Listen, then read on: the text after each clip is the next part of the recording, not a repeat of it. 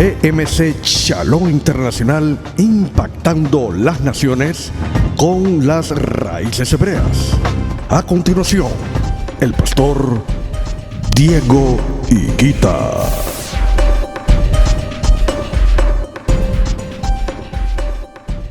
Bendito sea tu nombre, eterno Dios nuestro, Rey del universo. Elohim de Abraham, de Isaac, de Jacob, Yad Hei Vahei. Te reconocemos como nuestro uno y único Dios, siempre delante de nosotros. Y te agradecemos tu fidelidad, Abba Kadosh, porque a lo largo de la historia y de nuestra propia vida hemos podido ver tu fidelidad con cada uno de nosotros y nos has traído de vuelta al olivo verde, Padre, que es Israel, que es el Mashiach, Yahoshua, tu Torah. Y por eso siempre te vamos a alabar, Abba Kadosh. Ponemos este tiempo en tus manos, Rey del universo, para que sea tu Ruach, sea tu espíritu en cada uno de nosotros y podamos entender la palabra que tú nos quieres dar el día de hoy. Podamos recibirla, Abba Kadosh, y ponerla por práctica en el nombre de Yeshua HaMashiach. Amén y amén.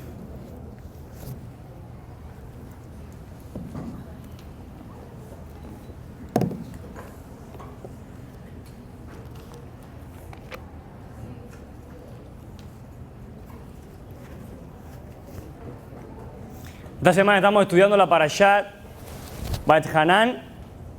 Parashat Va'et-Hanan. ¿Cuántos no saben lo que es una Parashat? O sea, sé por las visitas, sé que hay personas nuevas. Entonces, ¿quiénes no saben lo que es una Parashat? Ok, la Parashat es una palabra en hebreo que significa porción. Y nosotros, en las raíces hebreas, estudiamos, o sea, nuestro estudio se basa en un ciclo de estas porciones. Estas porciones son de los 5 primeros libros de lo que es la Biblia, lo que se conoce como el Pentateuco, que en hebreo su nombre es Torah. Y la palabra Torah significa instrucción.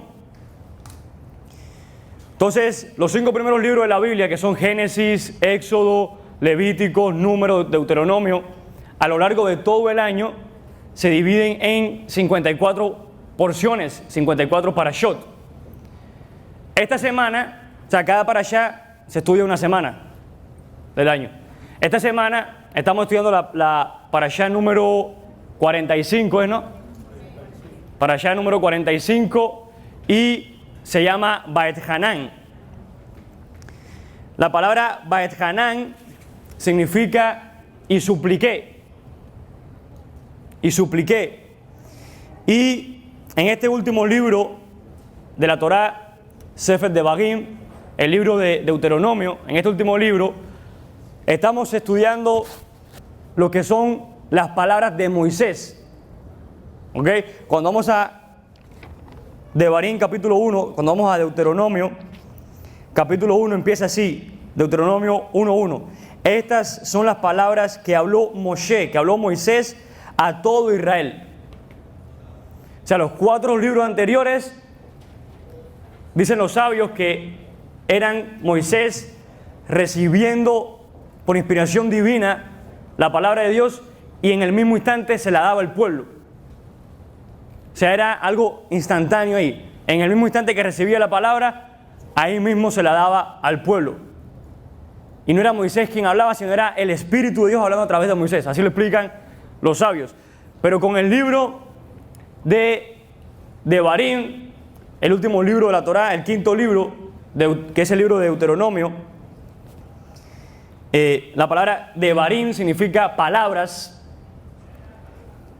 Y este último libro son las palabras de Moisés. Ya, no es como con los libros anteriores donde era la inspiración divina directamente hablando a través de Moisés, sino que era ahora Moisés explicando las leyes de la Torá. Y ese es el libro que estamos estudiando ahora. Y en la porción que vamos es la segunda porción de este libro, y es porción Va'et-Hanan. Y si supliqué, estamos en Deuteronomio capítulo 3, versículo 23. Y supliqué a Yahweh en aquel tiempo diciendo: mi Señor Yahweh Elohim, tú has comenzado a mostrar a tu siervo tu grandeza y tu mano fuerte. Porque ¿qué poder existe en el cielo o en la tierra que pueda hacer como tus obras y como tus portentos? Permíteme ahora pasar y ver la tierra buena que está al otro lado del Jordán, esta montaña buena y el Líbano. Pero se enojó conmigo Yahweh por causa de ustedes y no me escuchó. Me dijo Yahweh: es demasiado para ti, no sigas hablándome más sobre este asunto. Asciende a la cumbre del peñasco y alza tus ojos hacia el oeste, el norte, el sur y el este, y mira con tus ojos, porque no pasarás este Jordán. Empero ordenarás a Yahoshua y lo fortalecerás. Le darás valor, porque él pasará delante de ti, de este pueblo, y les hará heredar la tierra que verás. Entonces permanecimos en el valle frente a Beit Peor.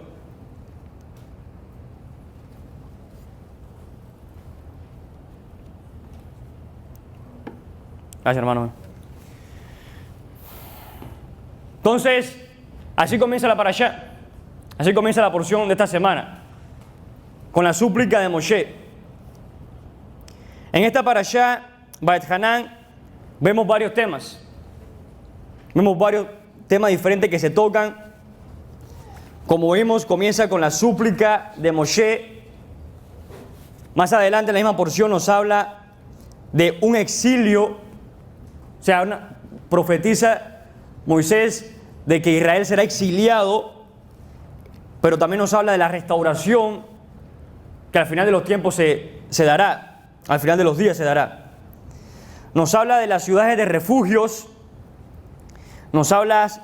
se tocan de nuevo las 10 palabras, o sea, los 10 mandamientos que vemos en Éxodo 20, se vuelven a tocar acá en esta parashá. Uno de los nombres que en el judaísmo, uno de los nombres que recibe el libro de Deuteronomio es Mishneh Torah. Y la palabra Mishneh Torah significa repetición de la Torah, porque acá en este último libro se vuelven a repetir muchas cosas que anteriormente vimos. O sea, por eso vemos que se repiten de nuevo las 10 palabras, los 10 mandamientos. Esta es una de las parashá más importantes de la Torah. ¿Por qué? Porque en esta parashá está la base de toda nuestra fe. ¿Alguien sabe cuál es esa base? Ese fundamento que vemos acá en esta parashá. Amén. Shema Israel, Yahweh Eloheinu, Yahweh Echad. Eso lo vemos acá en Deuteronomio 6:4. Y por último, la parashá cierra sobre la importancia de educar a la siguiente generación, de cómo es la responsabilidad de los padres el de transmitir el mensaje a la siguiente generación. Y esos son los temas que se van tocando a través de esta parashá. Y vamos a hablar ahora de lo que le acabé de leer en Deuteronomio 3, 23 al 26, donde Moisés suplica al Eterno que lo deje entrar a la tierra. Y Dios le dice que no, que Él no será el que guíe al pueblo de Israel hacia la tierra prometida, sino que va a ser Yahoshua, que Él no va a entrar, que Él va a morir antes de entrar a la tierra. Y los sabios hacen la comparación y dicen de que Moisés, en este caso, es como un hombre que tenía un gran sueño y un gran proyecto, y que cuando estaba justo a punto de poder lograr este sueño, ver este sueño que él tenía hacerse realidad, él es cambiado por otro que lo va a terminar. Dicen que así describen los sabios a Moisés, como un arquitecto que quería construir el edificio más grande que existiera, y toda su vida se la pasó planeando y tratando de materializar este sueño, de poder construir este edificio. Ya tenía los planos hechos, los proyectos, todo lo que tenía que hacer. Y cuando logran contratarlo y empieza a lograr su sueño de construir este edificio y hace los cimientos del edificio, empieza a construir toda la estructura y ya cuando faltan los últimos detalles, vienen y le dicen, no, tú no eres que lo vas a terminar, este otro lo va a terminar. Así describen a Moisés los sabios.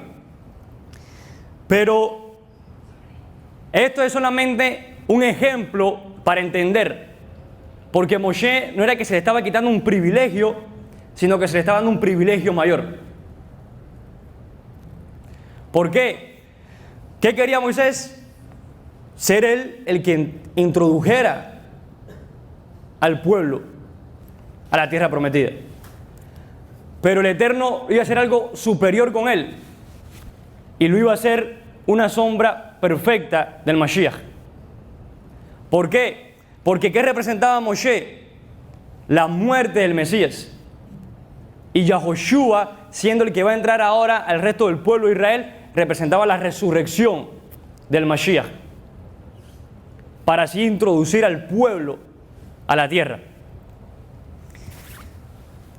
Ahora, ¿por qué vemos todo este tiempo que Moshe ha estado batallando con el pueblo de Israel para que dejaran de ser ese pueblo esclavo de Egipto? Porque sí, sacar a Israel de Egipto se logró. Vinieron las plagas, incluso la misma nación, los mismos egipcios, el mismo faraón, los terminaron sacando, dándoles riquezas, como se lo había prometido Dios a Abraham. Pero lo difícil fue sacar a Egipto de esa generación. Eso fue lo que realmente no se pudo alcanzar con la primera generación, con los que salieron de 20 años para arriba de Egipto. Y por esta razón tuvieron que morir en el desierto. Pero la siguiente generación, que fue levantada con una mente libre y educadas en la Torá, fueron los que iban a heredar la tierra. Dice así en Salmo 106, Salmos capítulo 106, versículo 23 al 26.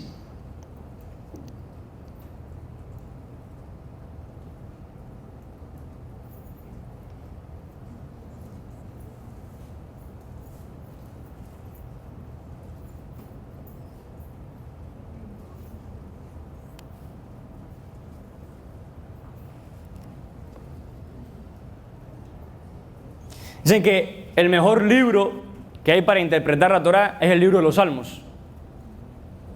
Ahí el rey David hizo la mejor interpretación que hay acerca de los sucesos que se vieron en la Torá, en el Tanakh. Dice Salmo 106, versículo 23 al 26. Dios llegó a pensar en destruirlos, pero Moisés, su escogido, se interpuso e impidió que su indignación los destruyera. Ellos despreciaron una tierra muy deseable y no creyeron en las promesas de Dios. En sus tiendas hablaron mal de Yahweh y se negaron a escuchar su voz. Entonces Dios levantó su mano contra ellos y juró que los haría morir en el desierto, que los humillaría en las naciones y los dispersaría por todos los países. Moisés tenía esta capacidad de cierta forma lograr poner en jaque a Dios. ¿En qué sentido? Cuando vemos el episodio del becerro de oro, que Moisés sube a la montaña por esos 40 días y 40 noches, y el pueblo ve que Moisés no baja y construyen este becerro de oro, y Dios dice, déjame, yo los voy a aniquilar a todos ellos y de ti voy a sacar una nueva nación. Y Moisés lo que hizo fue postrarse en su rostro y decirle al Eterno, si tú destruyes a este pueblo, bórrame a mí del libro en el que has escrito. Bórrame de tu libro, bórrame del libro de la vida. Y también le dijo, ¿cómo tú vas a permitir de que las otras naciones y los otros pueblos y Egipto vea de que no fuiste capaz de corregir a tu pueblo y lo tuviste que destruir? Y entonces siempre se veía esta situación donde Dios quería destruir al pueblo y Moisés lograba apaciguar la ira del Eterno. Siempre tenía esa capacidad. Y siempre lo hacía dándole gloria a su nombre. Porque siempre le decía, ¿cómo tú vas a permitir que las demás naciones vean que tú, el Todopoderoso, no pudo corregir a un pueblo? Estamos hablando del Todopoderoso, no estamos hablando de un padre tratando de corregir a un hijo maleducado, estamos hablando del Dios omnipotente. Tenía esa capacidad Moisés. Y siempre vemos que Moisés batallando con el pueblo para que anduviera en el camino correcto y obedeciendo la Torá. Luego más adelante, en el versículo 32 del mismo Salmo 106, dice: junto a las aguas de Meribá irritaron a Yahweh, y por culpa de ellos le fue mal a Moisés, pues hicieron que su ánimo se exaltara y que hablara con precipitación. ¿Qué sucedió ahí? Eso lo vemos en Números capítulo 20, lo que está citando el Salmo. Números capítulo 20.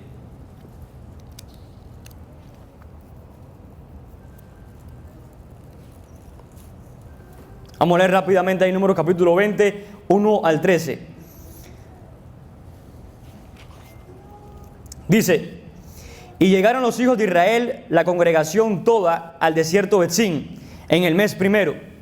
Y se estableció el pueblo en Kadesh, y murió allí Miriam, y fue enterrada allí, y no había agua para la congregación, y se congregaron contra Moshe y contra Aarón. Y disputó el pueblo con Moshe, y se expresaron diciendo: si tan solo hubiéramos perecido como perecieron nuestros hermanos ante Yahweh, ¿por qué han traído a la comunidad de Yahweh al desierto para morir, nosotros y nuestros animales? ¿Por qué nos hicieron subir de Egipto para traernos al lugar malo Pues no es terreno ni de sembradío, ni de higos, ni de vid, ni de granadas, y agua no hay para beber. Y fueron Moshe y Aarón de estar frente a la comunidad hacia la tienda de reunión, y cayeron sobre sus rostros, y se apareció la gloria de Yahweh ante ellos. Habló Yahweh a Moshe diciendo: toma el cayado y reúne a la congregación, tú y Aarón, tu hermano, y le hablarán a la roca, ante sus ojos, y dará sus aguas. Hará salir para ellos agua de la roca, y darás a beber a la congregación y a sus animales. O sea, Dios lleva a todo Israel a un lugar que estaba seco, no tenía agua, y no era bueno ni para sembrar ni para nada. Y el pueblo se queja. Moisés y Aarón van a pedirle consejo al Eterno de qué hacer, y Dios le dice a Moisés que coja a Aarón y a todo el pueblo y vayan a la roca y le hablen, y saldrá agua de la roca. Dice en el versículo 9: y tomó Moshe el cayado que estaba ante Yahweh, como le ordenó. O sea, va bien. Y reunieron Moshe y Aarón a la comunidad frente a la roca, y les dijo: escuchen ahora, rebeldes, de esta roca hemos de extraer agua para ustedes. Y levantó Moshe su mano y golpeó la roca con su cayado 2 veces, y salió agua en abundancia, y bebieron la congregación y sus animales. Dijo Yahweh a Moshe y Aarón: puesto que no han creído en mí para santificarme ante los ojos de los hijos de Israel, por ello no entrarán esta comunidad a la tierra que les di. Esas son las aguas de la contienda donde contendieron los hijos de Israel contra Yahweh, y él se santificó en medio de ellos. Aquí hay una aparente contradicción. ¿Por qué? Porque, ¿qué le dice el Eterno a Moshe? Que él no lo santificó a él. O sea, ese fue el pecado que cometió Moshe. Dice: puesto que no has creído en mí para santificarme. Pero cierra diciendo: y él fue santificado por medio de ellos. Entonces, ¿se santificó o no lo santificó? Es la pregunta. Pero acá lo que se aprende es de que hay dos formas de tú santificar el nombre del Eterno. Uno es cuando tú haces lo que tienes que hacer y recibes la bendición, y los que están a tu alrededor ven de que, ok, obedeciendo al Eterno, uno recibe bendición, y así su nombre queda santificado. Y la otra es cuando tú desobedeces al Eterno y reciben las consecuencias de eso, y los que están a tu alrededor ven, espérate, que desobedeciendo al Eterno se reciben malas consecuencias. Y ahí se santifica el nombre. El nombre del Eterno siempre se va a santificar, no importa lo que tú hagas, porque Él es Kadosh, Kadosh, Kadosh, santo, santo, santo.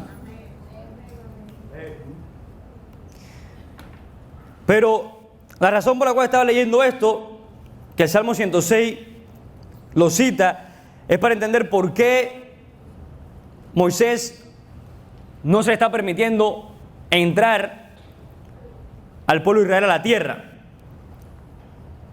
Y algo que sucede acá es que ya este hecho de golpear a la roca se había dado con la generación anterior, porque este pueblo que se ve acá fue la nueva generación, los hijos de los que habían salido de Egipto. O sea, todos los que salieron de Egipto ya habían muerto en el desierto.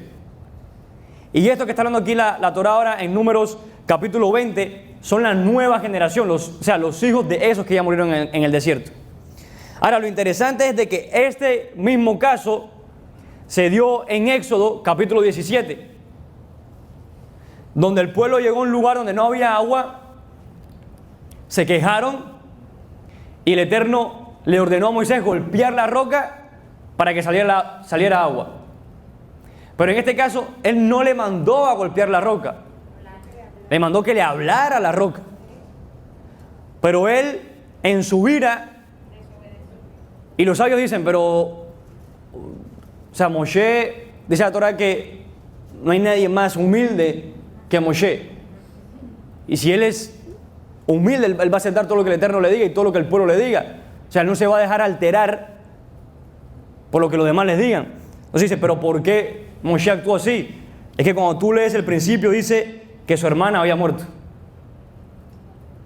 que su hermana había acabado de morir, Miriam, y todavía tenía ese olor, y dice no sabe que por eso fue que reaccionó así. Pero ¿por qué fue tan grave este pecado de Moisés golpear la piedra por segunda vez? O sea, tan grave como para que no pueda entrar. O sea, de toda la Torah es la primera vez que se registra un error de Moisés. En toda la Torah es la primera vez que se registra un error de Moisés. No nos habla de otro error. Pero ¿por qué fue tan grave esto? Dice en 1 Corintios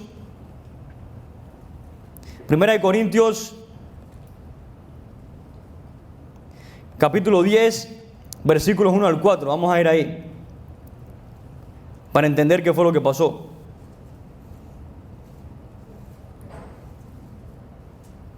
Primera de Corintios 10, 1 al 4, amén. Dice, hermanos, no quiero que ignoren que todos nuestros antepasados estuvieron bajo la nube y que todos cruzaron el mar. Todos ellos, en unión con Moisés, fueron bautizados en la nube y en el mar. También todos ellos comieron del mismo alimento espiritual y todos bebieron de la misma bebida espiritual, porque bebían de la roca espiritual que los seguía, la cual era Mashiach. ¿Por qué fue tan grave lo que hizo Moshe? Porque Moshe dañó una profecía. Moshe dañó una profecía. ¿Y qué profecía era esa? Que la roca solamente podía ser golpeada una sola vez. La roca, que es el Mashiach, solamente podía ser golpeada una sola vez. Por eso la primera vez el Eterno le dice, golpéala y vas a sacar el agua. Pero la segunda vez le dice, háblale y le vas a sacar el agua. Por eso la Torah tiene que recalcar tanto el error de Moisés. No podría pasar como algo desapercibido. Amén. Dice el Salmo 51, el rey David dice, yo reconozco mi pecado delante de ti para que siempre te declaren justos en todos tus juicios. Dios no fue injusto con Moisés al no dejarlo entrar. sino que tenía que recalcar lo que había pasado.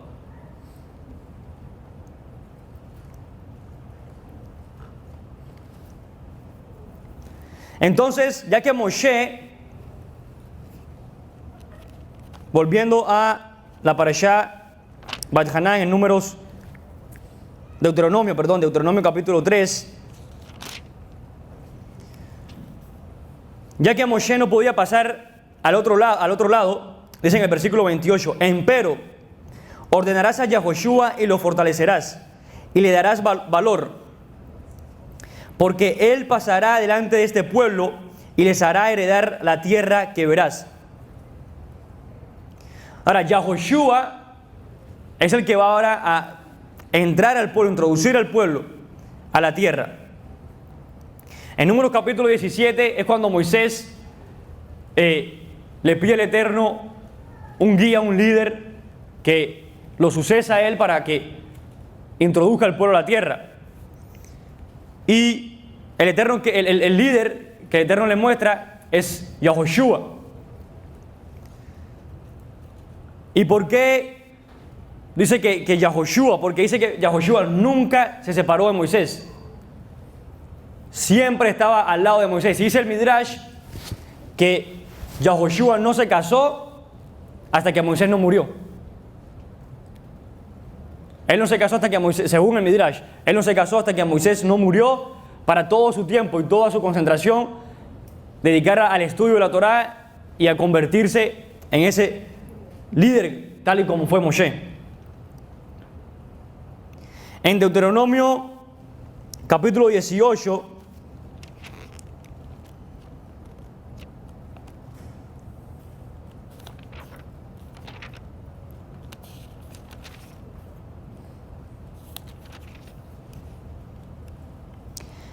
Deuteronomio capítulo 18, versículo 18 dice,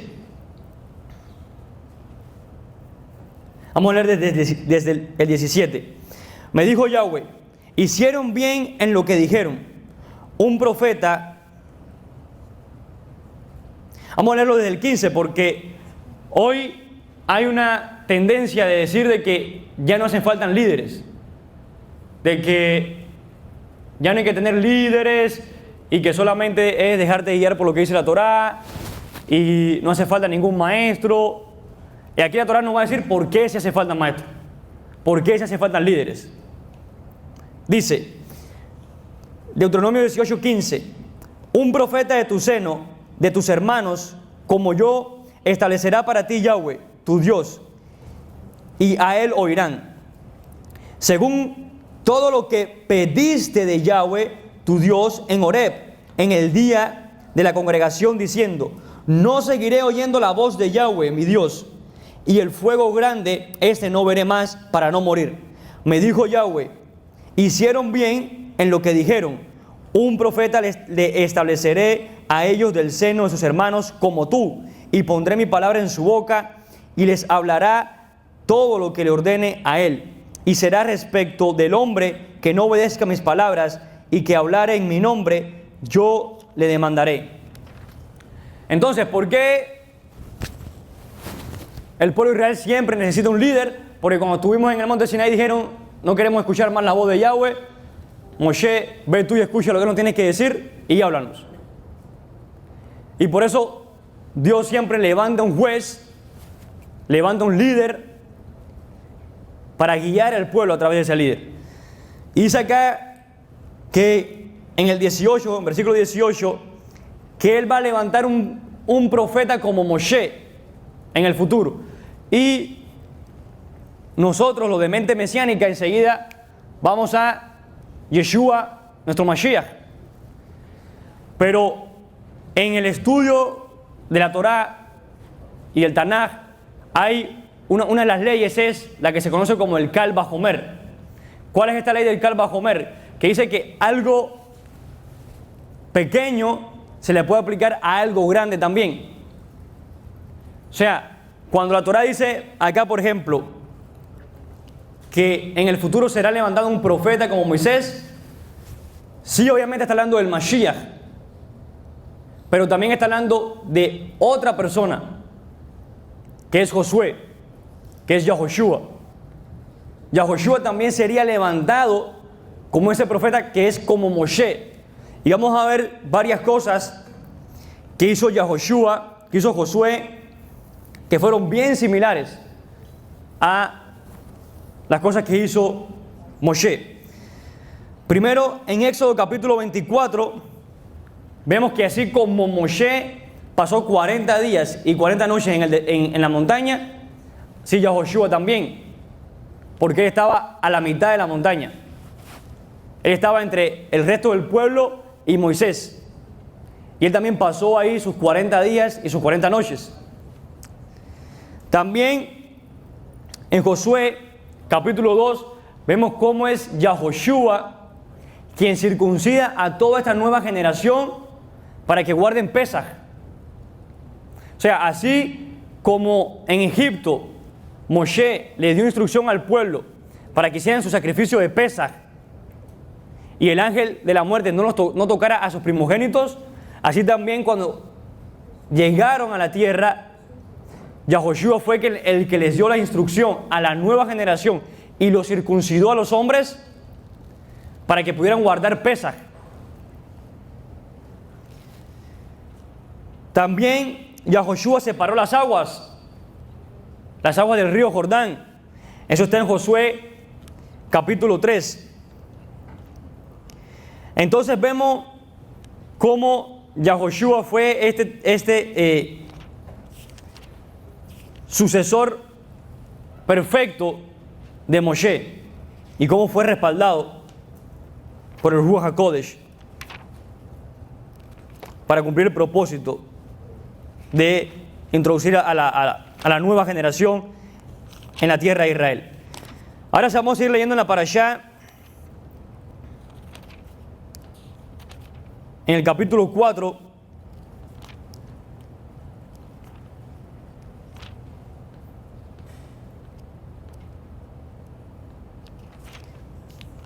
en el capítulo 4, versículo 1.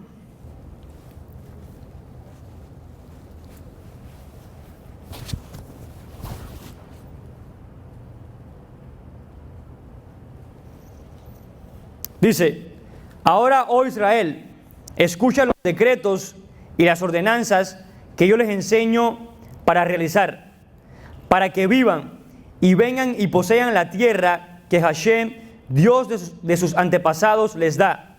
No añadirán a la palabra que yo les ordeno, ni disminuirán de ella, para observar los mandamientos de Yahweh su Dios, que yo les ordeno. Sus ojos han visto lo que Yahweh hizo en Baal Peor, pues todo hombre que siguió en pos de Baal Peor, lo destruyó Dios de tu seno. Mas ustedes que se aferran a Yahweh su Dios, vivos están todos hoy. Entonces, ¿qué nos está hablando esta parte? Sobre la importancia de no añadir nada a la Torá y a lo que ya está establecido en la Tanaj, ni disminuir nada de ahí.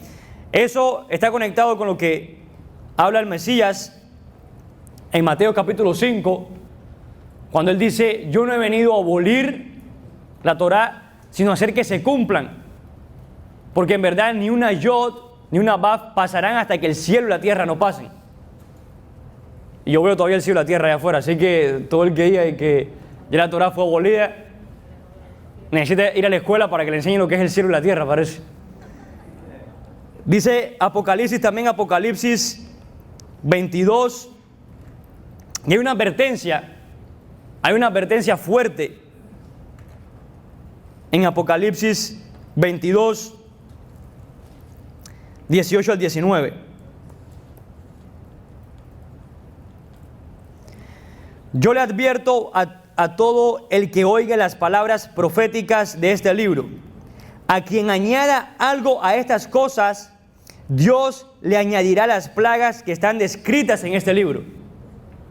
Al que le añada algo a estas cosas, Dios le añadirá las plagas que están descritas en este libro. Y quien quite algo de las palabras de este libro profético, Dios le quitará su parte del árbol de la vida y de la santa ciudad y de lo que está descrito en este libro.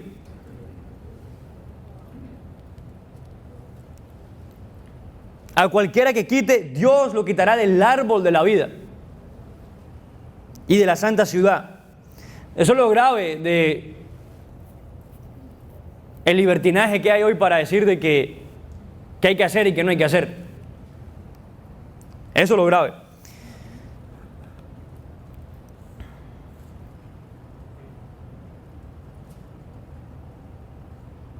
Ahora, esto está en relación con lo que el pastor Diego Higuita lleva enseñando estos últimos 3 Shabbatot acerca de la fe perfecta.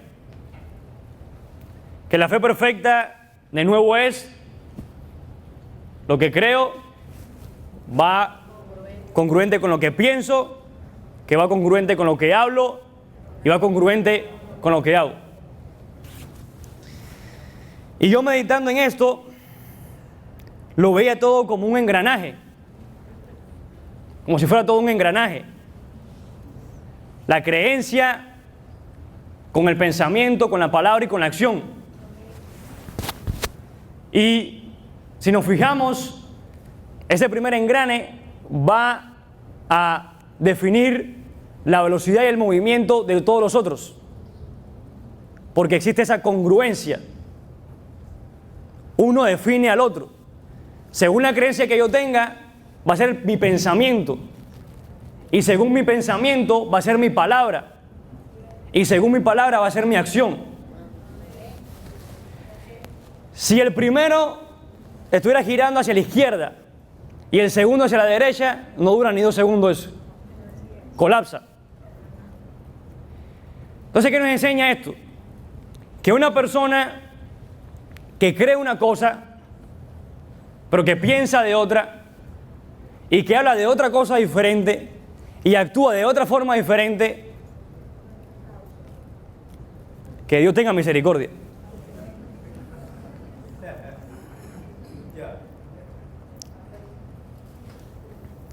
Ahora, esta fe perfecta tiene 2 midot, tiene 2 medidas, 2 límites que no puede pasar. ¿Cuáles son esas 2 medidas? Primera de Corintios 4:6.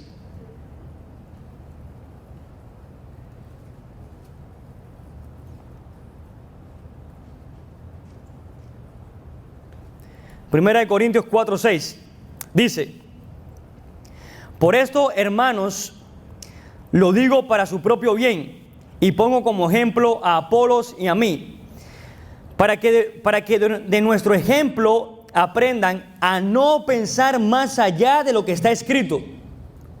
No pensar más allá de lo que está escrito. Volvemos a lo mismo. No añadir ni quitar a la palabra. No sea que se envanezcan por favorecer a uno en prejuicio del otro. Entonces, ¿cuál es la primera medida en este engranaje de la fe perfecta? A no pensar más allá de lo que está escrito. Si la Torah dice que el Shabbat es perpetuo,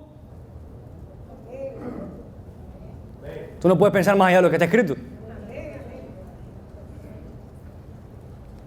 Si el Shabbat, si la Torah dice de que Dios es uno y único, tú no puedes pensar más allá de lo que está escrito.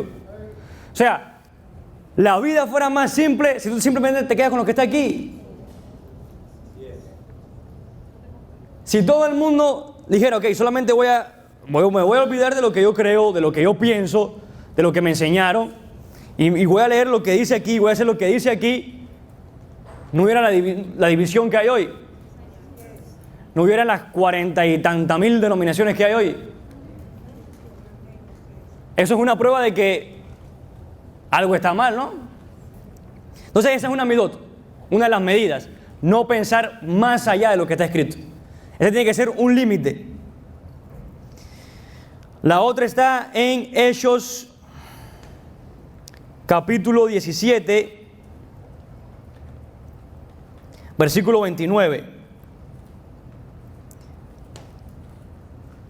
Y este es directamente para nosotros. ¿Por qué? Porque dice, puesto que somos linaje de Dios. ¿Cuántos acá son linaje de Dios? Puesto que somos linaje de Dios, no podemos pensar que la divinidad se asemeja al oro o a la plata o a la piedra o a esculturas artísticas, ni que procede de imaginación humana. Yo no me puedo imaginar cómo es Dios. Lo que me toca a mí es conocer quién es Dios. No imaginarme quién es. Y para conocer a alguien, tengo que leer su biografía. Aquí está la biografía del Eterno. Y tengo que leerla desde el principio, no lo que hizo al final. Tengo que leerla de que era un niñito chiquitico. No, ya después que era un hombre y creció y reinó y todo desde el principio, para conocerlo y entenderlo. Así es con el Eterno. Hay que leerlo desde el principio. ¿Y cuál es el principio? Bereshit. Bereshit. Génesis 1:1. Bereshit bara Elohim. En el principio creó Dios. Entonces, estas son las dos midot para que ese engranaje camine bien. ¿Por qué? Porque esas dos midot van a definir tu creencia. Si tú coges esas dos medidas, dices, ok, mi creencia no se va a salir de esas dos medidas. Ni voy a ir más allá de lo que está escrito, ni voy a imaginarme cómo es Dios y cómo es su plan. Eso es como una historia que escuché una vez, que no sé si será verdad que pasó así o no, pero que dice que había un obispo caminando en la playa, de un lado hacia otro, pensando, como meditando así, pensativo, y caminando de un lado a otro en la orilla de la playa. Y cuando se voltea así, hay un niño cogiendo agua de la playa y metiéndola en un huequito. Agua de la playa y metiéndola dentro de un huequito. Y el obispo le llama la atención eso y dice, pero ¿qué estás haciendo? No, quiero coger el mar y echarlo aquí adentro. ¿Pero qué te pasa? ¿Estás mal? Dice, no, yo quiero meter el mar aquí adentro. Dice, es imposible meter todo el mar allá adentro. Dice, y es imposible meter a Dios en tu cabeza. Él se volteó a mirar y ya se había desaparecido. Entonces, Dios no cabe en nuestra imaginación. No cabe. Donde único podemos verlo es en su palabra.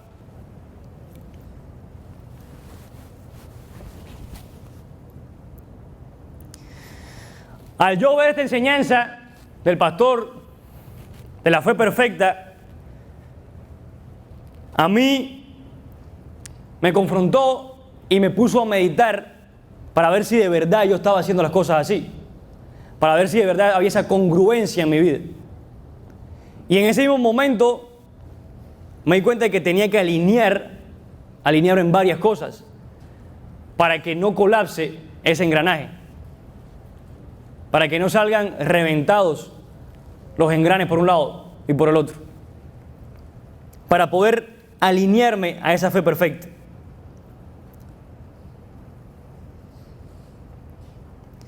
Y porque en un sistema como este, o sea, todos los engranajes tienen que ir en armonía. También me di cuenta que habían diferentes tipos de engranajes, diferentes sistemas, que es un sistema diferente. Son dos engranajes, hay otros más sistemas, varios modelos diferentes estaba encontrando. Y esto me hizo pensar en una palabra, y es diversidad. Diversidad.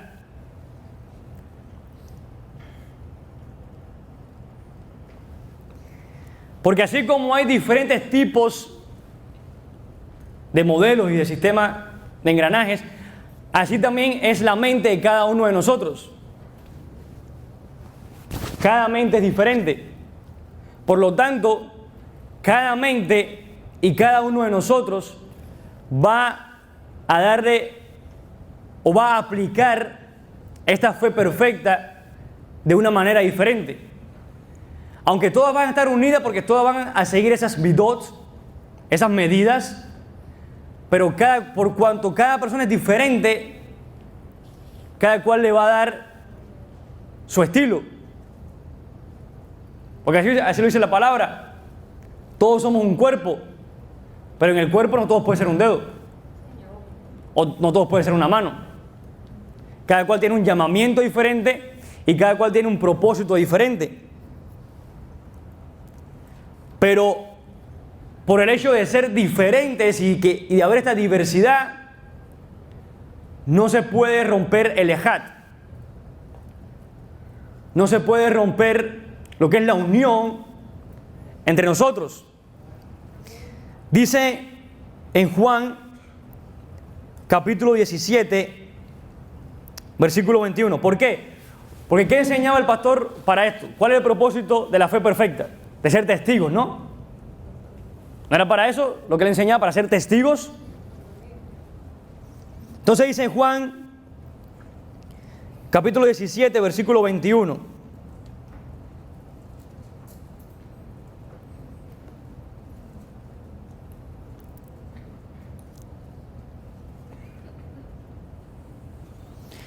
Para que todos sean uno, como tú, oh Padre, en mí y yo en ti. También que ellos sean uno en nosotros, para que el mundo crea que tú me enviaste. Porque ¿cuál es el testimonio que nosotros damos? El de la restauración a través del Mashiach. Ese es el testimonio de que la restauración no es solamente creer en el Mesías, sino la restauración de todas las cosas del pueblo de Israel, el pacto con el Eterno, restaurar el pacto. Entonces, para poder lograr esto, en esta diversidad que hay, nos tenemos que mantener unidos. Porque dos personas que piensan iguales, ahí no hay unidad. Ahí solamente hay uno multiplicado en el otro. Pero la verdadera unidad es de que no importa que yo piense así, tú pienses de tu forma, tú y yo nos mantenemos unidos. Y vamos a unir lo que yo tengo con lo que tú tienes para alcanzar algo mayor. Porque de otro modo van a haber 40.000 denominaciones en las raíces hebreas. Y no vamos a estar santificando el nombre del Eterno.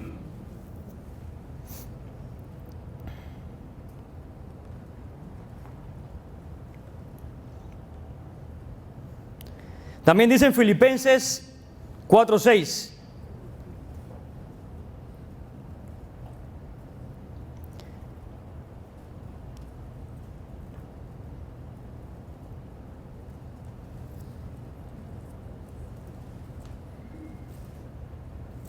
Perdón, Filipenses 2:2. Filipenses 2:2. Completen mi gozo sintiendo lo mismo, teniendo el mismo amor, unánimes, sintiendo una misma cosa. No hagan nada por contienda o por vanagloria. Al contrario, háganlo con humildad y considerando cada uno a los demás como superiores a sí mismos. En esa unidad, en esa ejad.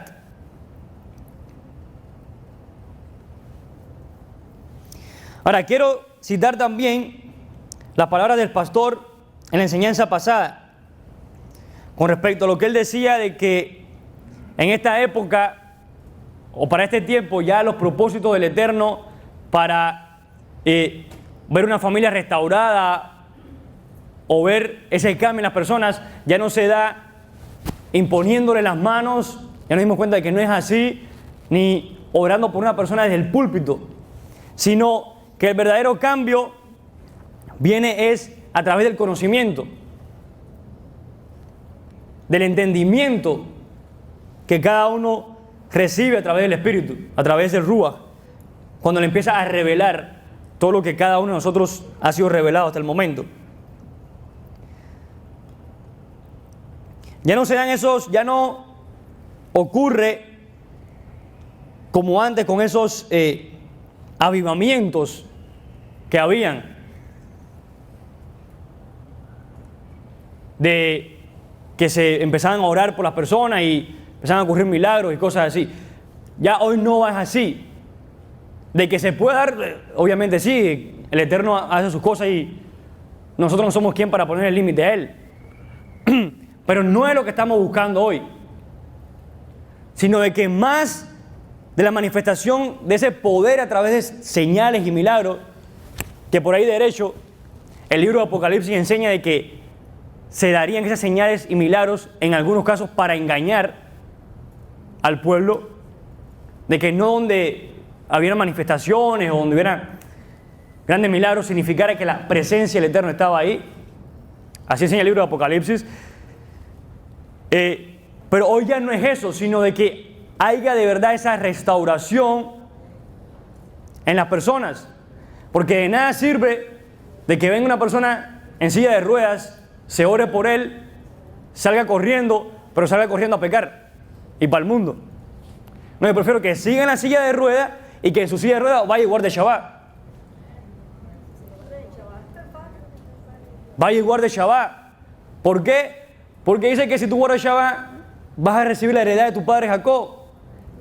Ahí es cuando el milagro va a venir de verdad, sin necesidad de que nadie te imponga mano ni nada de eso. O sea, ya no vas a depender de que un pastor ore por ti, sino que vas a depender de lo que tú le entregues a él por medio de tu obediencia.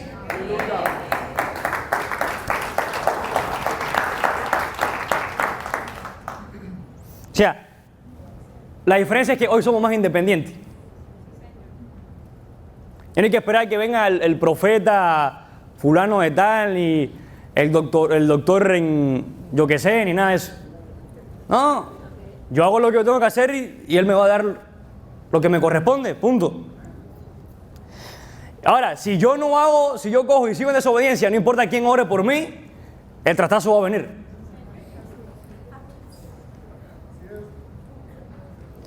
Ahora, ¿qué conocimiento es el que hace falta para generar este cambio y esta restauración? Dice, estamos en la parashá, seguimos en la parashá en el capítulo 4, versículos 5 al 10. Dice, vean, este es Moisés hablando al pueblo, vean, les he enseñado decretos y leyes como me ordenó Yahweh mi Dios, para que hagan así en el interior de la tierra a la que vienen para poseerla. Salvaguárdenlos y realícenlos, porque esa es su sabiduría y su discernimiento ante los ojos de los pueblos, que oirán todos los decretos estos y dirán, por cierto, un pueblo sabio y discernidor es esta gran nación.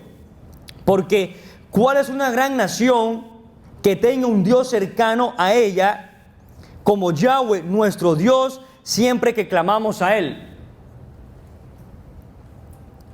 ¿Y cuál es una gran nación que tenga decretos y leyes justas, como es toda esta Torá que yo doy delante de ustedes hoy? Solo cuídate y cuida tu alma sobremanera, no sea que olvides las cosas que han contemplado tus ojos, y no sea que las retires de tu corazón todos los días de tu vida. Y se las harás saber a tus hijos y a los hijos de tus hijos, el día que estuviste delante de Yahweh tu Dios en Horeb, cuando Yahweh me dijo, reúneme para mí al pueblo, para que los haga oír mis palabras, para que aprendan a temer de mí todos los días que vivan sobre la tierra, y a sus hijos enseñen. Este es el conocimiento que hace falta el día de hoy. Un conocimiento que no tiene ninguna otra nación. Por lo cual surge la pregunta, ¿somos nosotros una nación privilegiada? ¿Es Israel una nación privilegiada? ¿Diferente al resto de las naciones?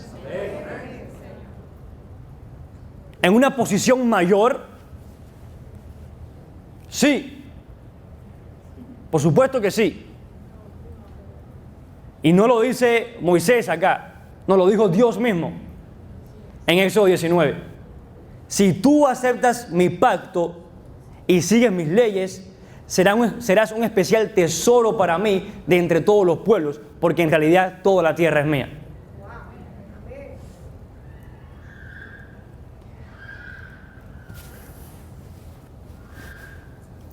Nosotros tenemos la bendición del primogénito, la doble bendición del primogénito.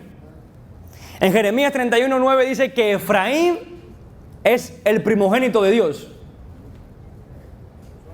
Y nosotros, como Efraín, como primogénitos del Eterno, tenemos la doble bendición. ¿Cuál es esa doble bendición? Bueno, por la que habla Apocalipsis 14:12, ya es famosa aquí ya. La fe en el Mesías y la obediencia a los mandamientos. Esa es la doble bendición para el primogénito.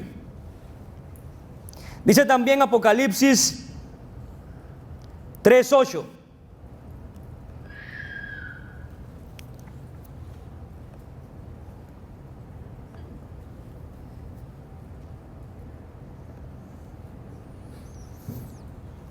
Vamos a leer también Apocalipsis capítulo 3, versículo 8. Yo sé todo lo que haces. Delante de ti he puesto una puerta abierta, la cual nadie puede cerrar. Aunque son pocas tus fuerzas, has obedecido mi palabra y no has negado mi nombre. ¿Qué es lo que hay para aquel que ha obedecido su palabra y no ha negado el nombre del Mesías Yeshua? Hay una puerta abierta, la cual nadie puede cerrar.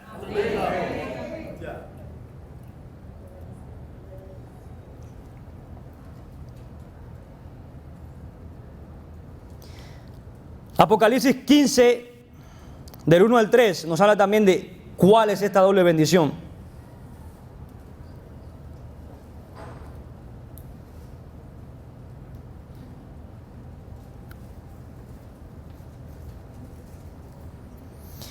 En el cielo vi otra señal, grande y asombrosa. Eran 7 ángeles que tenían las 7 últimas plagas, con las cuales la ira de Dios quedaba satisfecha.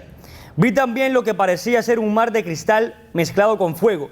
Allí sobre el mar de cristal y con las arpas de Dios que Dios les había dado, estaban los que habían logrado vencer a la bestia y a su imagen. Los que habían logrado vencer a la bestia y a su imagen. ¿Quiénes eran estos? Y su marca y el número de su nombre. Entonaban el cántico de Moisés, siervo de Dios, y también el cántico del Cordero. ¿Quiénes son los que habían vencido a la bestia? Los que entonaban el cántico de Moisés, el cántico de Moisés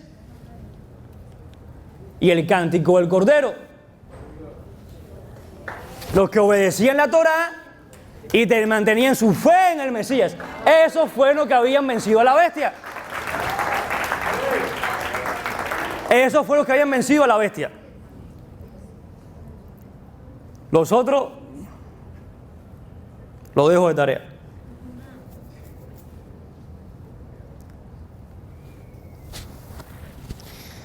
Ahora, una alerta para el primogénito. Hay aquí una alerta para el primogénito. Cualquiera que hoy está en la posición de primogénito, pero que algún día abandone una de estas dos bendiciones, pierde la primogenitura. ¿Por qué? Vamos a tomar un poco de agua primero.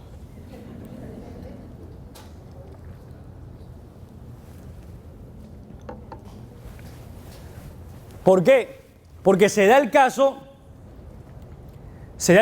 en el que llegamos a este conocimiento de la Torá y nos enamoramos tanto del conocimiento de la Torá y llegamos a cometer el error que pensamos que somos judíos ahora. Y todo es tan novedoso y todo es tan maravilloso que terminas perdiendo el engranaje y a uno de los engranes empieza a dar vuelta para otro lado y se desvía de ahí. Entonces te empiezas a inclinar para un lado, el lado del conocimiento te puede llamar mucho la atención y aprender y aprender y aprender y aprender, pero aprender tal vez en el lugar incorrecto y terminas diciendo, ¿sabes qué? Yo creo que ese no es el Mesías. ¿Y sabes qué hiciste? Acabaste de ser como Esaf, como Esaú, que cambió su primogenitura por un plato de lentejas. Cambió su primogenitura por un plato de lentejas. Eres un edomita ahora, vestido de judío, pero edomita. ¿Saben cómo le dicen los judíos a los cristianos? A los católicos le dicen edomitas. Porque Edom, o sea, los descendientes de Edom llegaron a Italia y ahí se establecieron y entonces todos los romanos y toda esta gente del catolicismo viene de Edom. Entonces una persona que termina cambiando su primogenitura, así tenga kippah, tenga tzitzit, es un edomita. O sea, sigue donde mismo estaba antes. Y también se da el otro caso donde llegan a la Torah y dicen, no, esto es mucho para mí, yo no puedo guardar mandamientos, ya yo sé que si yo sé que el Mesías lo hizo todo, yo para qué estoy aquí, y se van para el otro, se van, o sea, se devuelven. Y están desperdiciando la primogenitura. Están desperdiciando la primogenitura, la doble bendición. Porque se puede perder, la pregunta es, ¿se puede perder la primogenitura? Vamos a ir a Génesis 49. Génesis capítulo 49.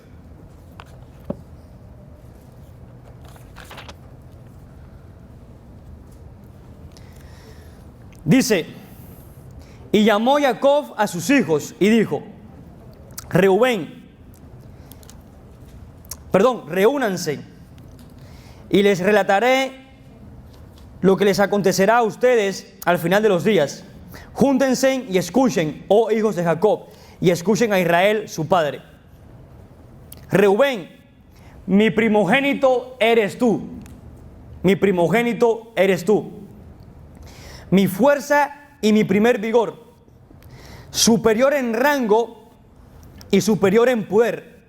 Impetuoso como el agua. No serás superior porque subiste a la cama de tu padre. Luego profanaste al Dios que elevó mi lecho. No tenemos uno aquí que perdió la primogenitura. Reubén. ¿Y quién la recibió? ¿Quién recibió la? O sea, si Reubén perdió la primogenitura, ¿quién la recibió por él? Primera de Crónicas.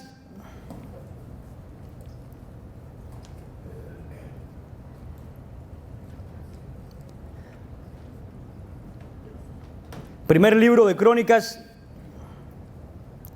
en capítulo 5, dice, Reubén fue el hijo primogénito de Israel. Aunque él era el primogénito, finalmente no fue contado como tal, porque deshonró el hecho de su padre. Así que sus derechos de primogenitura pasaron a los hijos de José, hijo de Israel. O sea, legalmente, ya es algo legal, según lo que hizo Jacob, nosotros somos los primogénitos. Y vimos, se puede perder la primogenitura. Se puede perder la primogenitura. Entonces, vamos a ser sabios en eso. Y no nos vamos a dejar desviar o engañar por la diversidad que hay afuera. Vamos a respetar porque son parte de nuestros hermanos, pero tenemos que estar conscientes de lo que somos y respetando esas midot, de no ir más allá de lo que está escrito y de no dejarnos llevar por imaginaciones de hombre, las cosas van a ser mucho más fáciles. Porque el Espíritu dice que el Espíritu nos lleva a toda verdad, o sea,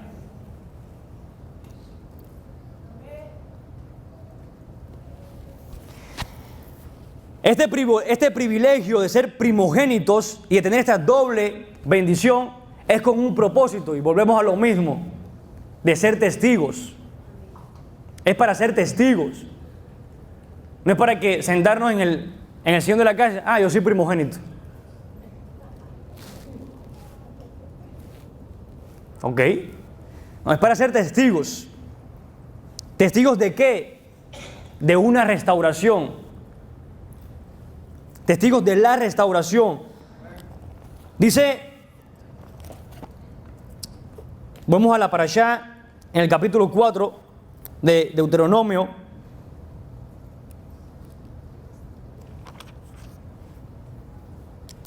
En el versículo 25 dice: cuando engendres hijos y nietos y hayan estado mucho en la tierra, se corromperán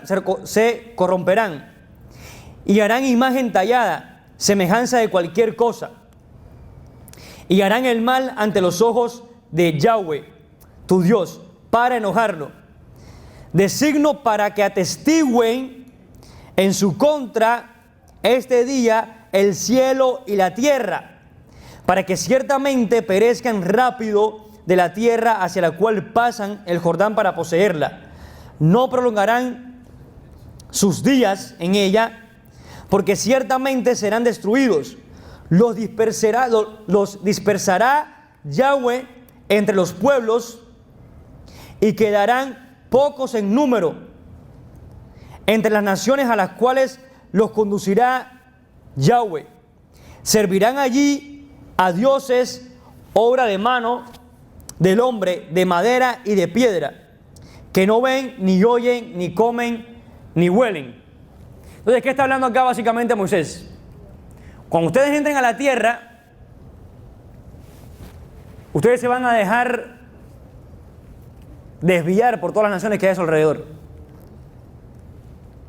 Y así como ellos caen en idolatría, y como ellos adoran dioses que tienen ojos pero no ven, oídos pero no escuchan, boca pero no hablan, así ustedes van a terminar haciendo lo mismo. Y van a terminar adorando al palo y a la piedra. Pero como la tierra de Israel no es una tierra para cometer idolatría, sino que la tierra de Israel es el trono de Dios, Dios lo va a sacar a ustedes de ahí. Enseguida, no van a durar nada. Y los va a sacar de ahí y los va a esparcir por todas las naciones. Porque como ustedes quieren cometer idolatría, vayan a donde se comete idolatría. Y los va a esparcir. ¿Cuándo sucedió esto? Vamos a ir al primer libro de Reyes, en el capítulo 12.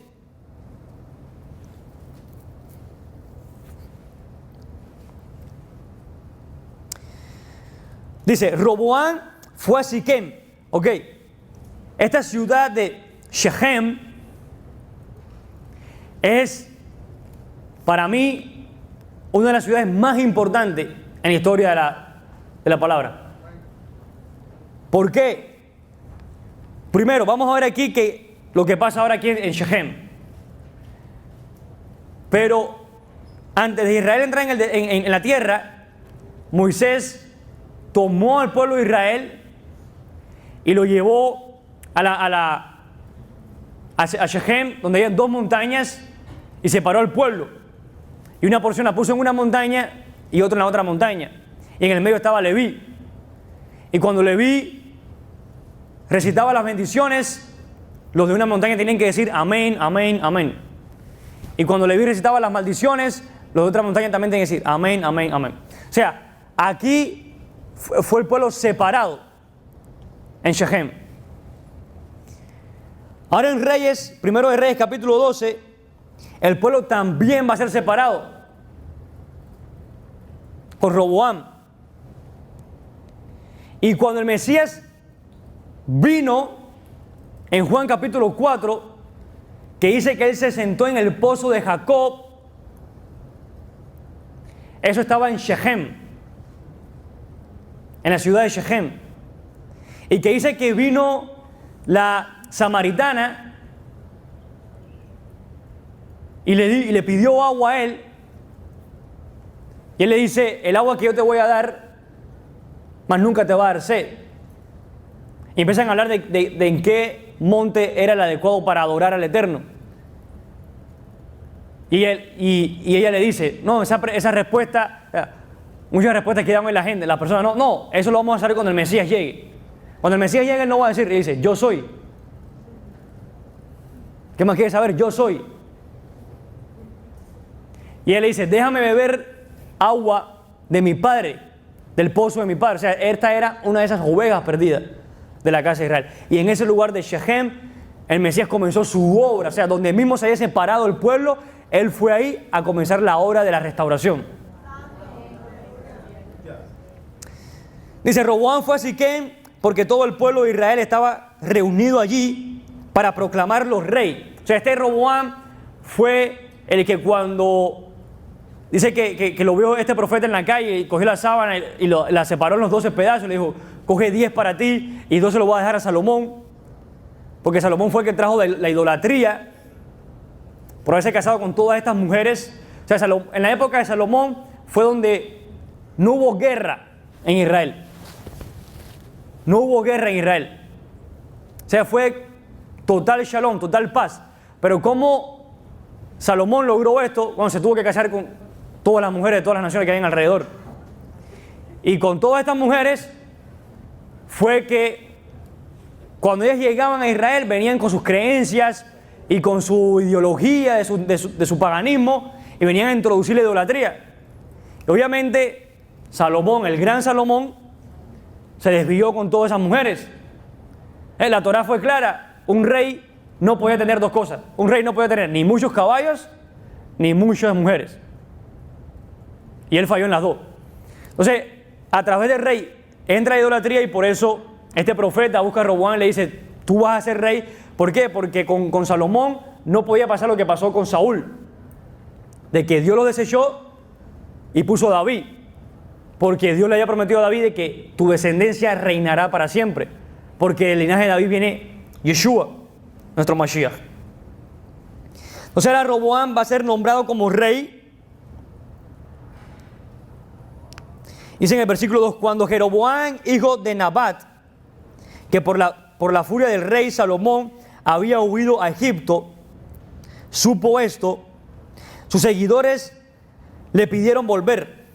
Al llegar Jeroboam, él y todo el pueblo se presentaron ante Roboam y le dijeron, tu padre fue muy duro con nosotros, te rogamos que disminuyas un poco la servidumbre a la que Salomón nos sometió, aligera el yugo tan pesado que nos impuso y nos pondremos a tu servicio. Pero Roboam les dijo, por el momento váyanse y vuelvan a verme dentro de 3 días. En cuanto a ellos se fueron, Roboam pidió consejo a los ancianos que cuando Salomón vivía habían estado a su servicio. Les dijo, ¿qué respuesta me aconsejan dar a esta gente? Los ancianos les dijeron, si hoy te pones al servicio del pueblo y le hablas de buena manera, ellos serán siempre tus servidores. Pero Roboam hizo a un lado el consejo de los ancianos y pidió el consejo de los jóvenes que habían crecido con él y estaban a su servicio, y les preguntó, ¿qué me aconseja responder a esta gente que vino a decirme, disminuye un poco la servidumbre que tu padre nos impuso? Y los jóvenes que habían crecido con él dijeron, a esa gente que te habló de esa manera y que dijo, tu padre fue muy duro con nosotros, disminuye un poco esa dureza, diles, mi dedo meñique es más grueso que el miembro viril de mi padre. Así que mi padre fue duro con ustedes, yo lo seré más todavía. Si mi padre los castigó con azotes, yo los azotaré con látigos. Aquí vemos la diferencia. O sea, tú vas al que tiene experiencia gobernando un pueblo y te dice, no, presta oído a lo que está diciendo el pueblo y disminuye. Y él va donde ahora los jóvenes le dicen la barbaridad que le acaban de decir ahí y le dicen, imponle más castigo. Vamos a ver cuál es el resultado. Al tercer día, Jeroboam y todo el pueblo se presentaron ante el rey Roboam para conocer su respuesta, tal y como él había dicho. El rey les habló con dureza, puesto que no hizo caso del consejo de los ancianos. Al contrario, les repitió lo que los jóvenes le habían aconsejado. Si mi padre fue duro con ustedes, yo seré aún más duro. Si mi padre los castigó con azotes, yo los azotaré con látigos. Y Roboam no quiso escuchar al pueblo porque ya Yahweh así lo había dispuesto, para confirmar lo que había dicho Jeroboam, hijo de Nabat, por medio de Ahías el silonita. Al ver el pueblo que el rey no les había hecho caso, exclamaron: ¿qué tenemos nosotros que ver con David? No tenemos nada que ver con el hijo de Yesé. Pueblo de Israel, regresa a tus casas, y tú, David, busca tu propio sustento. Ahora, aquí hay un problema con la traducción de este versículo. Hay un problema con la traducción de este versículo. Y es que no dice, regresa a tus casas. Cuando se hacen lo que se llama los tikkuné seforim, las enmiendas de los seforim, que fueron los copistas que hicieron las diferentes copias de la Torá,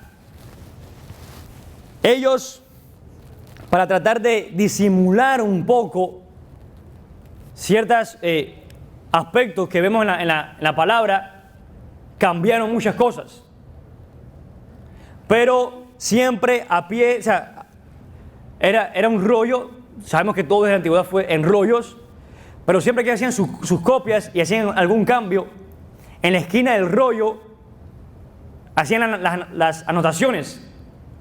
En el versículo dice así, así, así, así. Nosotros lo cambiamos por esto, por esto, por esto, y esta es la razón. O sea, daban toda su explicación ahí, o sea, documentaban lo que habían hecho.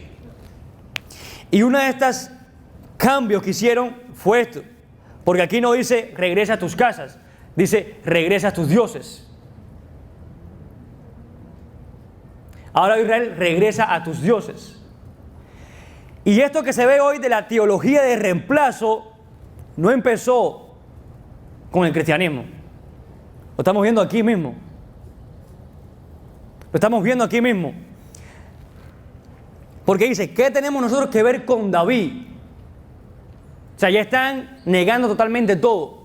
Ya no queremos nada que ver con David, ni con este pueblo, ni con el templo, ni con nada. Regresen cada uno a sus dioses. Busca tu propio sustento.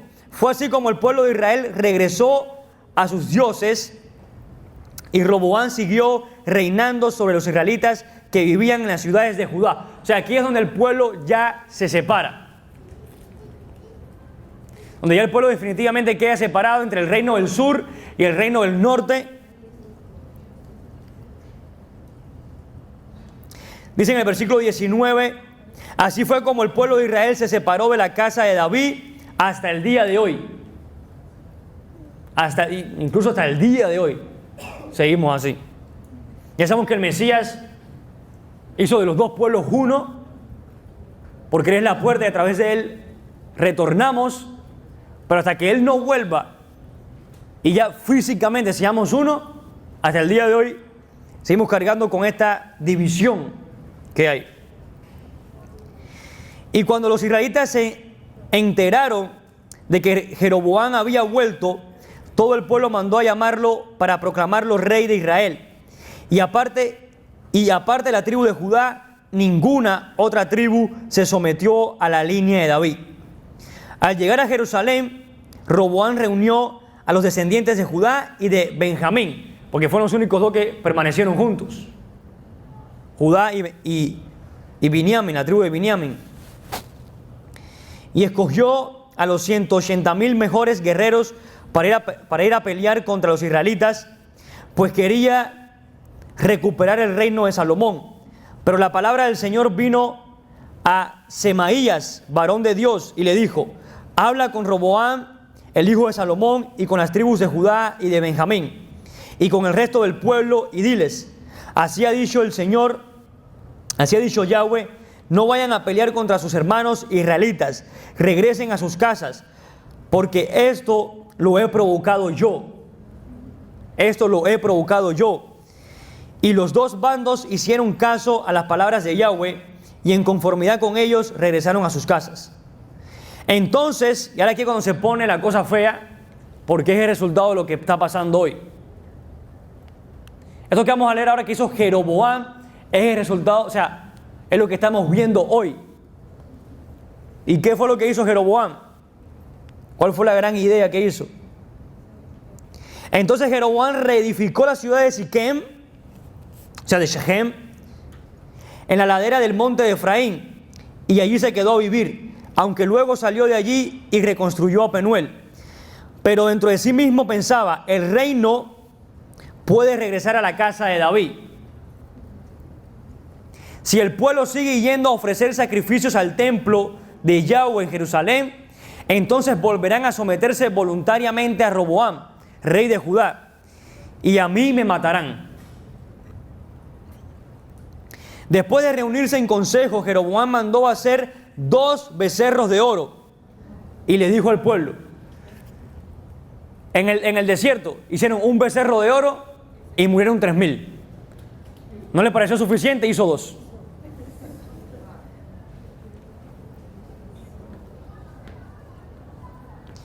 Y les dijo al pueblo, israelitas, demasiadas veces han ido ustedes a Jerusalén.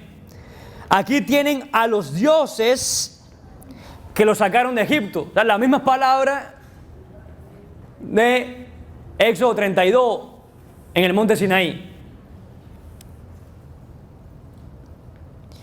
Uno de los becerros los colocó en Betel y el otro en Dan.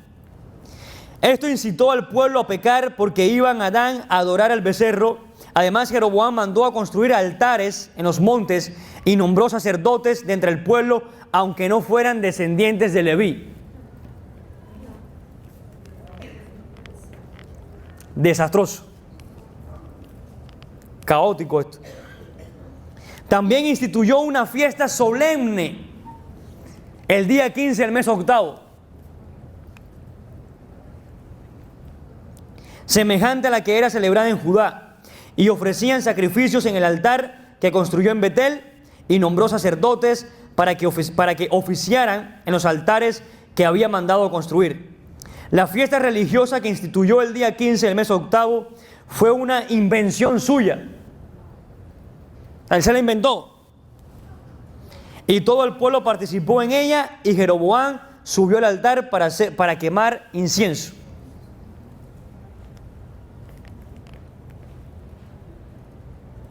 ¿Qué diferencia hay entre lo que hizo Jeroboam y lo que está pasando hoy? El tiempo. De que eso pasó en el pasado y eso está pasando en el presente, pero es lo mismo. Porque no celebran las fiestas que tienen que celebrar, sino invenciones suyas. No quieren nada que ver con el pueblo de Judá. Porque fíjate lo que él dice, si ellos siguen yendo al templo, van a terminar regresando y haciéndole caso al rey judío. O sea, no queremos nada, no quiero que pase eso.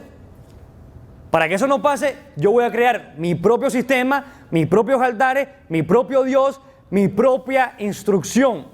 Y la de ellos quedó abolida. La única que ahora no pueden decir, un Mesías la abolió, no. Jeroboam fue el Mesías que abolió aquella Torá.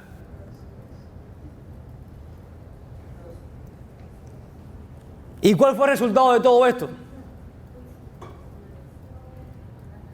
¿En qué terminó todo esto? En nosotros hoy aquí. En nosotros hoy aquí teniendo la misma guerra. Tratando de regresar a Jerusalén.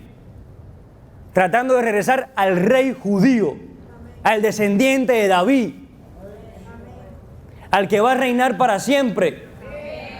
Y nos quieres cambiar ese rey judío, descendiente de David, por un rey romano que tiene sus propias leyes, que tiene sus propios dioses, que tiene su propio altar.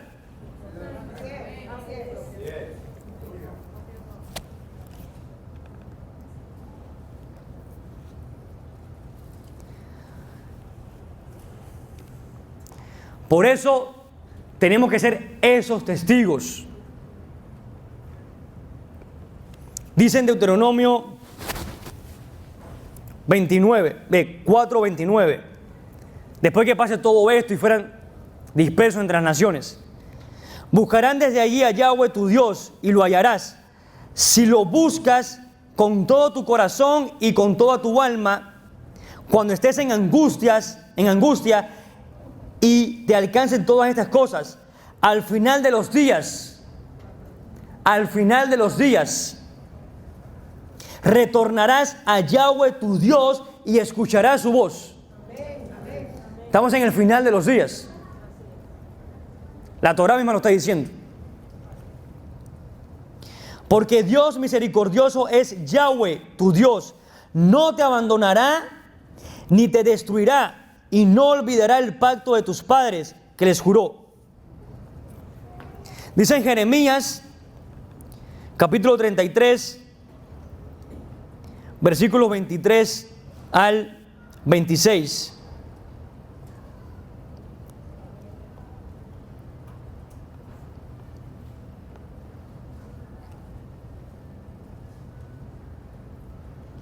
Entonces también llegaría yo a rechazar la descendencia de Jacob y de mi siervo David, y no tomaría ninguno de sus descendientes para gobernar sobre la posteridad de Abraham, Isaac y Jacob.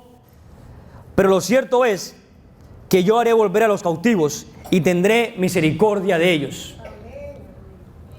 Y este es el tiempo donde eso está pasando.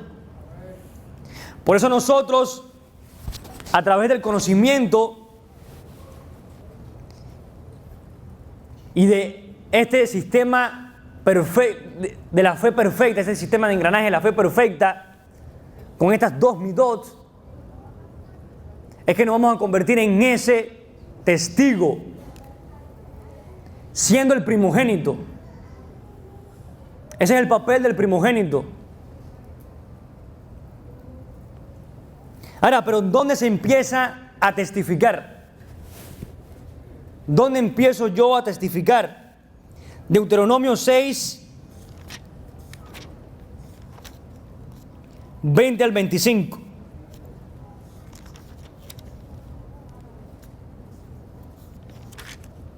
Deuteronomio 6, 20 al 25 dice: si preguntaran mañana a tu hijo diciendo, ¿qué son los testimonios y los decretos y las leyes que ordenó Yahweh nuestro Dios a ustedes? Harás de decir a tu hijo: esclavos fuimos del faraón en Egipto, y nos sacó Yahweh de Egipto con mano fuerte. ¿Quién nos sacó? No fue un becerro de oro. Entonces, la persona que dice, o el que está peleando con la dualidad de que Yeshua es Yahweh, pero, o sea, Yeshua es el Mesías, pero no es Yahweh, diciendo que un becerro de oro lo sacó de Egipto y que no fue Yahweh mismo.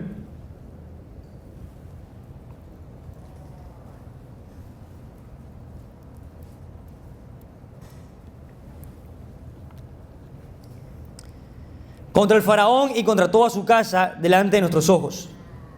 Y a nosotros nos sacó de allá para traernos, para darnos la tierra que juró a nuestros antepasados.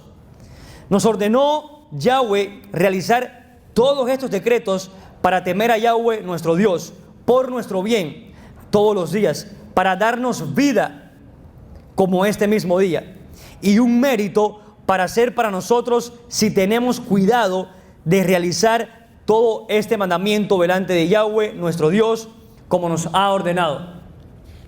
Entonces, ¿dónde se empieza a dar ese testimonio? En la siguiente generación.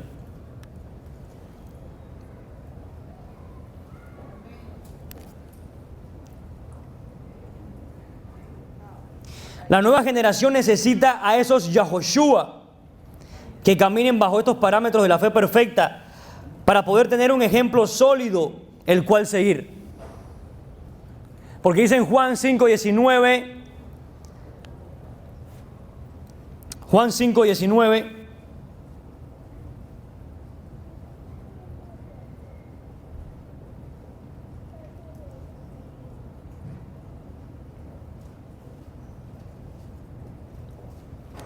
Entonces Yeshua les dijo: de cierto les digo, el Hijo no puede hacer nada por sí mismo, sino lo que ve hacer al Padre. Porque todo lo que el Padre hace, eso mismo hace el Hijo.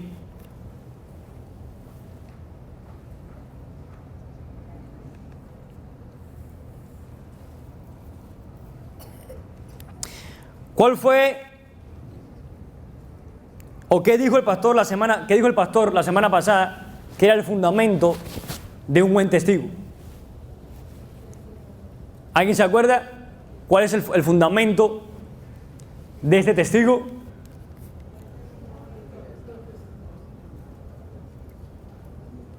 El Shema. El Shema.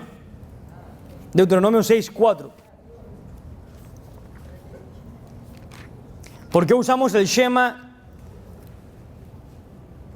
Para decir que es el fundamento de este buen testigo. Ahí está escrito el Shema en hebreo: Shema Israel, Yahweh Eloheinu, Yahweh Echad. Y cuando está escrito en la Torah, mismo ejemplo que usaba el pastor la semana pasada, la letra Ain y la letra Dalet quedan más grandes que el resto de las letras. Y cuando cogemos las dos letras, se forma la palabra Ed, que significa testigo. Porque eso es lo que somos testigos, de la unicidad del Eterno, de la obediencia a Él y lo que hay en su palabra. Pero ¿qué dice el Shema? Escucha, oh Israel, Yahweh es nuestro Dios, Yahweh es uno y único. Amarás a Yahweh tu Dios con todo tu corazón, con toda tu alma y con todos tus recursos. Y estarán las palabras estas que te ordeno hoy sobre tu corazón. Se las enseñarás meticulosamente a tus hijos. Y hablarás de ellas mientras estés sentado en tu casa, mientras andes por el camino, cuando te acuestes y cuando te levantes. Átalas como señal sobre tu brazo y que sean ornamento entre tus ojos. Escríbelas en las jambas de tu casa y en tus puertas. Pero ¿cuál es la orden de nuevo? Que estas palabras no se aparten de tu boca, y enséñaselas a tus hijos. ¿Por qué es importante eso? ¿Por qué es importante eso? Jueces 2:10.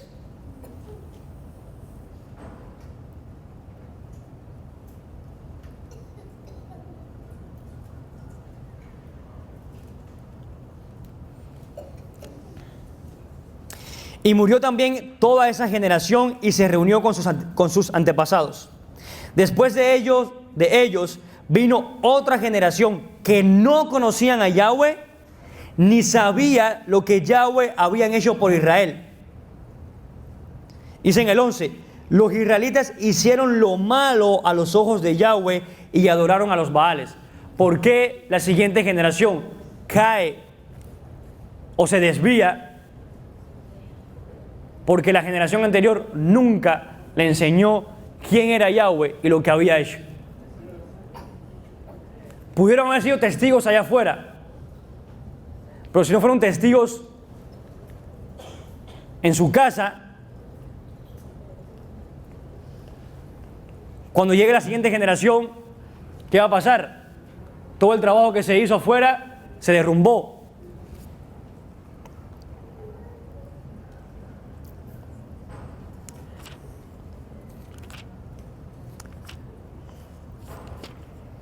Y dice Deuteronomio 4:40.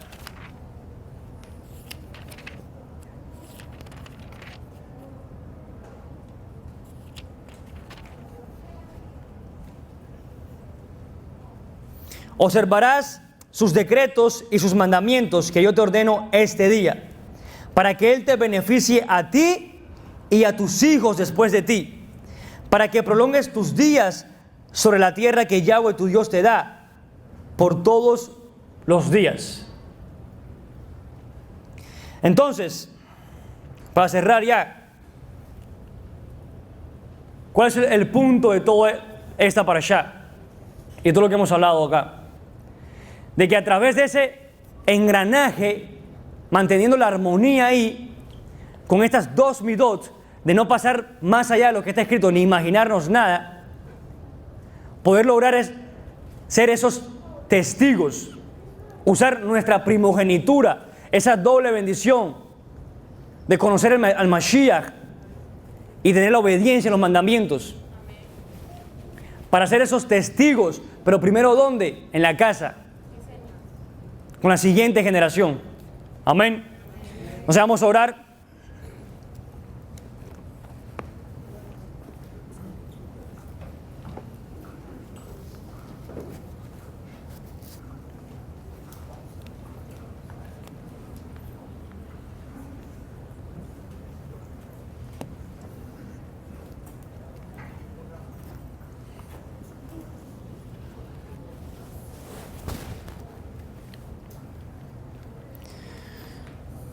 Baruch atah Adonai Eloheinu melech haolam. Gracias, Abba Kadosh, por esta palabra que nos permitiste recibir el día de hoy, Padre.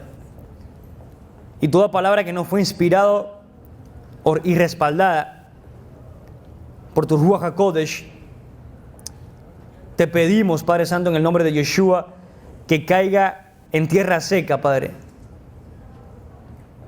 y no eche raíces, ni germine, ni nada.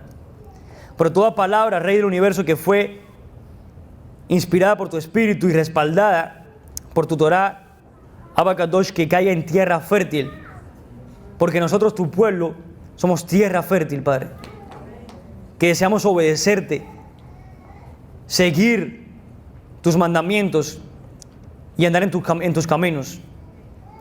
Por favor, ten misericordia de nosotros, de cualquier error que podamos cometer, y muéstranos cada día más en qué te fallamos, Padre Santo, para rectificarlo, Abba Kadosh, y ser cada vez más perfectos delante de ti. Conviértenos, Padre, en esos testigos fieles de tu palabra, para que las naciones conozcan al Elohim verdadero, y todas esas ovejas perdidas que todavía quedan por ahí, Padre, puedan ser restauradas para gloria eterna tuya. En el nombre poderoso de nuestro Adón, Yeshua HaMashiach. Amén, amén y amén. Entonces, para hacer el cierre de Shabbat ya,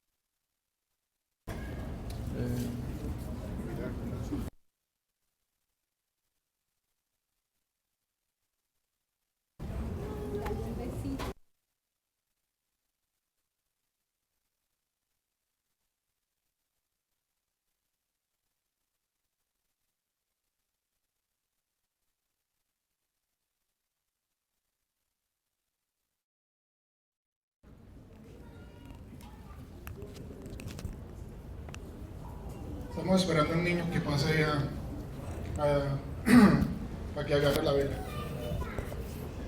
Santos, pasa. Se ha comportado muy bien.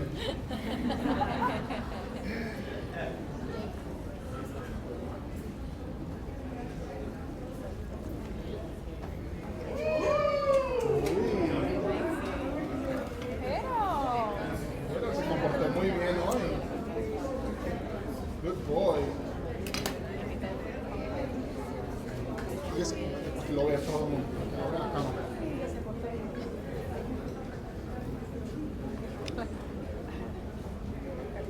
Que nuestra semana esté iluminada por la luz de la Torá y por el Rúa de nuestro Mesías en todo lo que hagamos. Amén. Y todos repiten después de mí, ya la última bendición. Bendito eres tú, Yahweh, Elohim nuestro, Rey del universo, que hace la distinción entre la luz y las tinieblas, entre lo sagrado y lo profano, entre Israel y las demás naciones, y entre el séptimo día y los 6 días de actividad. Bendito eres tú, Yahweh, que hace la distinción entre lo sagrado y lo profano. Y un pueblo gozoso de Israel dice, Shabbat. Un abracito aquí a los hermanos.